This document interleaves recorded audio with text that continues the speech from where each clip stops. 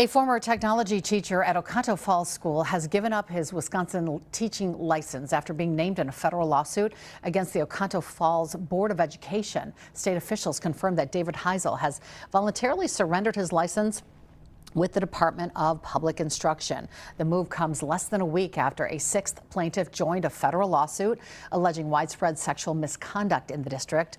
The latest complaint now names 11 staff members and adds 4 more alleged victims, with claims ranging from locker room intrusions and inappropriate touching to sexual assault by a student and improper staff relationships. The school board says the lawsuit allegations are not automatically fact and says some claims were never reported, while others were investigated and either led to corrective action or were found to lack merit. The district says it's continuing to review every claim.